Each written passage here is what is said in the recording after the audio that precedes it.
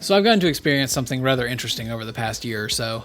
My nephew, who's about to turn 5, my sister has slowly gotten him into games a little bit more. It's been something wild for me as a lifelong gamer to get to kind of watch and see how his tastes develop. You know, she has an N64, she has a Wii. She got him started on, I think it was Mario Kart originally. Just kind of let him have the controller and let him just kind of fool around with it. And he took to it pretty quickly. And then being the Mario 64 fan that I am, I made sure he had a copy of that he could play around with. But over time, he's really developed a love for Sonic the Hedgehog. Naturally, I fed into that. And so I got him a copy of the Sonic Mega Collection. And more recently, for Christmas this past year, I actually got him his own copy of Sonic Adventure. He's been playing it, I know he's been enjoying it, but she actually texted me today letting me know how much he specifically has been liking the Chow Garden, which I find very interesting because I only first played this game a couple of months ago, and the Chow Garden to me was one of the least important things in what I wanted to experience out of the game. And it really got me thinking about how much I've always heard people talk about Sonic Adventure and their love of the Chow Garden and their love of this series.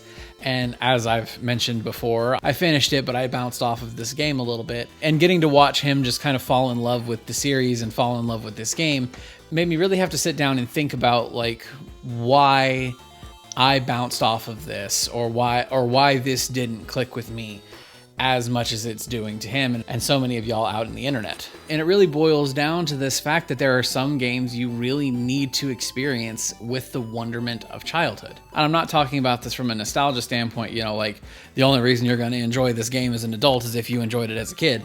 I don't think that that's it. I think games like this and other games in this similar-ish vein is to come at it with the wonderment of childhood. I've been reflecting a bit on my gaming habits recently, and for the past little while, it feels like I've been kind of coming at games with this checklist mentality of, oh, well, I have to finish this one so I can get to the next one, so I can get to the next one, so I can get to the next one.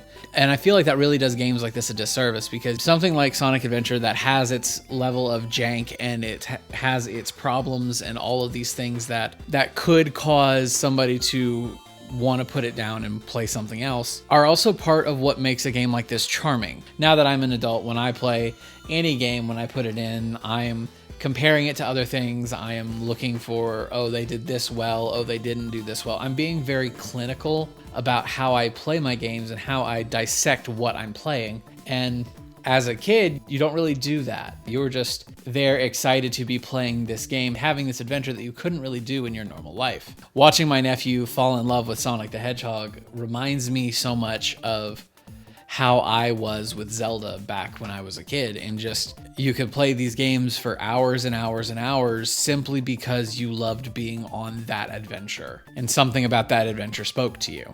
And like I said, as an adult, I'm just too clinical with how I play my games, and it's made me think that I need to approach gaming a little bit differently. I've seen this love for these games specifically in the Sonic community, but I've seen it elsewhere too. Another group of people that I've seen with this level of love for their series is actually the people who grew up with Earthbound. Now, I want to preface this by saying I really enjoyed Earthbound. It was a lot of fun. I definitely understand why people loved this game so much.